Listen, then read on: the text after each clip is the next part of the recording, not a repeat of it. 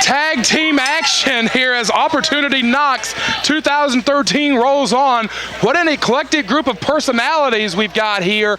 Looks like Smith Garrett going to start things off with Killbilly Aric Andrews. The Killbillies, Matt Houston and Lewis Moore, I can kind of see as a team. I can see how they would complement each other, similar guys with similar mindsets, you know, respect for the fans, respect for the traditions of Mid-Atlantic wrestling.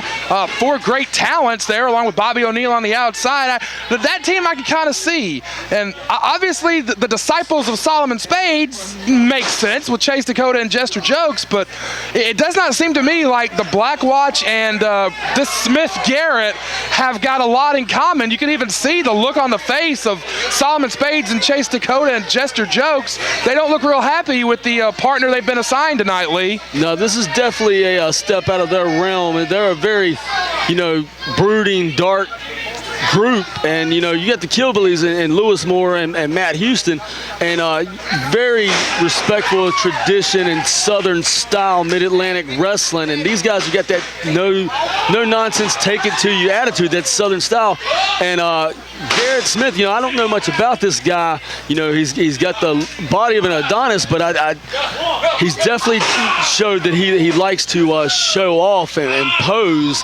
And he might be biting off a little more than he can handle with Honky Kong Evan Banks. And yeah, the Black Watch is not really about that show-off kind of style. And Smith Garrett here getting his arm ranked by Evan Banks. Of course, Banks and Andrews worked so well together as a tag team, undefeated for 11 months, spent I think 6 or 8 of those months as Mid-Atlantic Tag Team Champions. So the Killbillies work great as a team. Houston and Moore, one of the premier teams in all of the Carolinas. So you got to think maybe the edge goes to these guys, especially if they can keep the inexperienced Smith Garrett in the ring. Big chop across the chest. I'll say this about the Killbillies. You know, these are another guys from Beeps that I came up with, and especially Aric Andrews. I've helped him along the way, and you know, I still rightfully feel that the match at Absolute Justice was mine, that I got that opportunity in the Weaver Cup, but Corietto intervened and said that it's going to both me and Aric Andrews. And I just, even though they're friends, I rightfully feel that it's mine, and I can't help but Well, let's talk about that real quick. Now with you and Aric Andrews both in the Weaver Cup tournament, you know, you guys have been partners before, and it was an Absolute Justice where the winner of the fall was going to get in the tournament, and you and Aric Andrews kind of both ended up winning the pinfall at the same time there. What happens if you guys cross paths during the course of this summer-long tournament, you and Aric Andrews? If we cross paths, we're going to see one hell of a redneck fight, because I mean, us boys from Virginia, that's one thing we'll do. Not only can we wrestle, but we especially like to drink and fight, and not necessarily in, you know, that order, but it's definitely gonna be a brawl.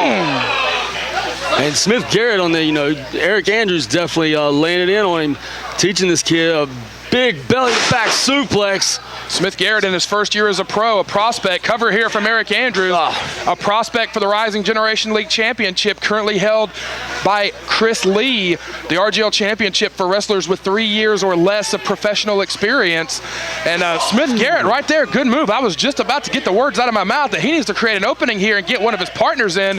Whether these guys agree ideologically on how to live their lives or not, they got to work together as a team, or else they're going to be going home losers tonight. And that Smith Garrett, you know, he took a lot of time showboating, and he paid for it, but he created an opening and got Chase in, and Chase Dakota's definitely, he stepped up his game, you know, in the year and almost a half that I took off from here. You know, Chase was pretty much always a rookie, and he's definitely, with the influence of this group, he stepped it up, and you know, he's not going to take a back seat to nobody, and especially under Solomon Spades, who is a crafty veteran and deserves a lot of credit for, you know, for the group. Big knee strike there, might have just dimmed the lights on Aric Andrews. Solomon Spades tagged in. Solomon Spades returned appropriately enough on Halloween night a couple of years ago and set about forming the Black Watch, this group that Solomon Spades has started. The first disciple, I guess you could say, of the Black Watch was Chase Dakota. Since then, he's recruited Joe Black, the former Rising Generation League champion, and Jester Jokes, this weirdo on the apron. We don't see much out of Jester Jokes in the ring. Look at Chase Dakota, though. The teachings of Solomon Spades right there. Like you said, Lee, when you left CWF a couple of years back, Chase Dakota was a meek rookie competitor in the Rising Generation League. And with the teachings and schoolings of Solomon Spades, you're seeing Chase Dakota now not afraid whatsoever to take that shortcut. And that's something you can't. That's priceless. Teachings that you get from somebody like a Solomon Spades, who's a veteran. Not to be taken away from Matt Houston, who's a veteran, but Solomon. He's always that dark. You talk about him coming back and doing that and creating a dark brooding group, but let's not forget he was one of the original members of the Aftermath, and he's always been a very brooding character, and he does not take light to anybody that is a fun-loving type group like the Killbillies, and he wants to take the fun and the loving and take the air out of these fans. Oh yeah, for years we thought Solomon Spades was a strange guy, a weird dude, and he kind of proved us right ultimately when this group was born and this new kind of idea and mindset came to be. Solomon Spades showed us just how strange he really was, but even cover here from Spades, great ring positioning from the veteran. Yeah. Even before he put the makeup on and changed his hair and did everything that he did in this transformation a couple of years ago, even back before Solomon Spades, we all knew this guy was strange, really strange. Definitely strange. And one thing that got me is, when I found out that he had recruited, a good close personal friend, Joe Black, who he is a close friend that ended up with him, in the Absolute Justice match, but, he's definitely influenced these guys, and not in a good way. And Aric Andrews needs to make a tag, and Chase Dakota, he's doing his best to cut the ring off on Aric Andrews, but Aric's fighting so close for the tag, and he's almost right there to Matt Houston. Great move. That is a veteran right there. Solomon Spades come in to get the ref's attention. Great move from Dakota. He changed the momentum, changed the weight of his body, put Aric Andrews in that corner, and Chase Dakota has single-handedly silenced the over 150 that are in the Mid-Atlantic Sportatorium on this hot summer night. Chase Dakota has silenced all the fans of the Killbillies here as they've got Aric Andrews compromised. And Aric, he's got to get behind. That's one thing that I've always done is my fans, I always relied on them. They help me. And Aric Andrews has got to listen to them. He's got to get that energy off him and that fire. He's got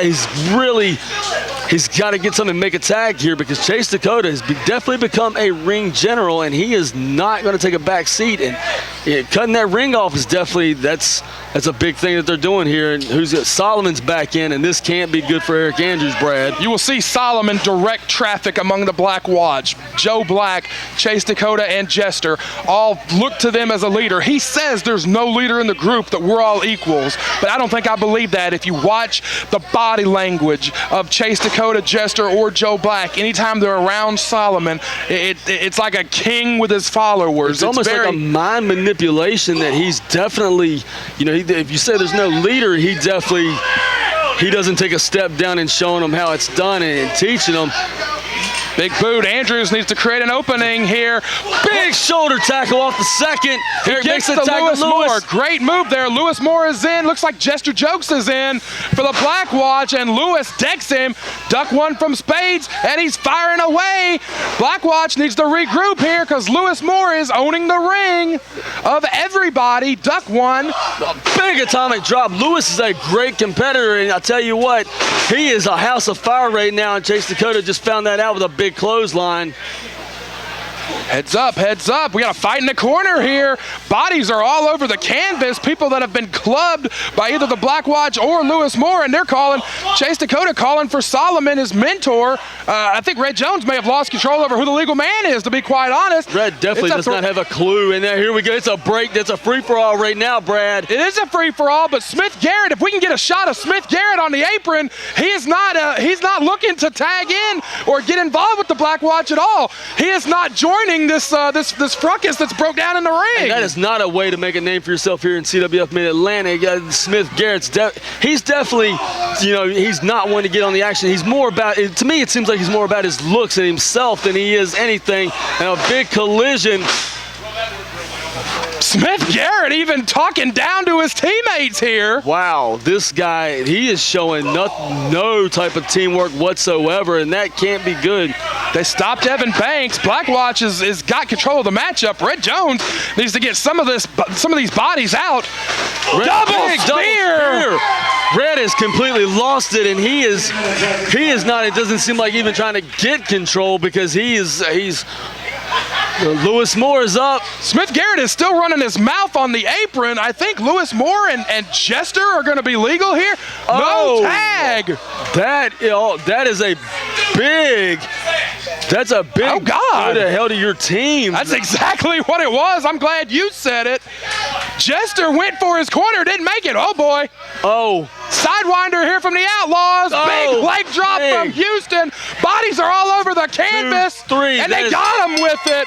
Smith Garrett leaves the Blackwatch hanging. I can't help but to maybe think that Smith Garrett really had an influence on the ending of that match, because maybe things would have been a little different if he worked together and tagged in. You might say going into business for himself there was Smith Garrett, but nonetheless, the Killbillies, Houston and Moore have won it. 33 seconds.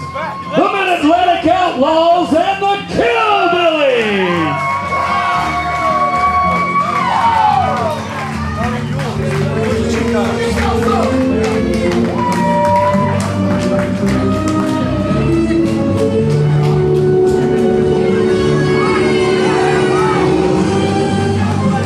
Hold on, guys. Hold on. Come here. Come here a minute.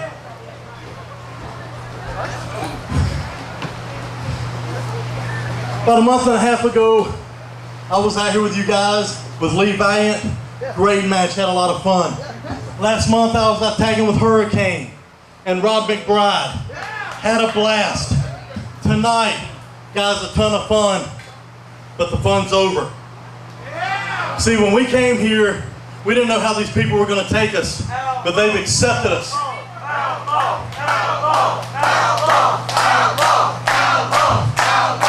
We came here for one reason, to be the Mid-Atlantic Tag Team Champions. And with you people supporting us, we're putting a challenge out.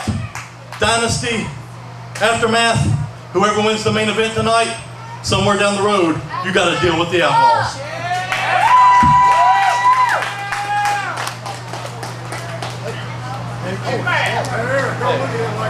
Don't get the straps. Give me love. All right, we'll take it later. Word is born. One more time, Gibsonville. Come on.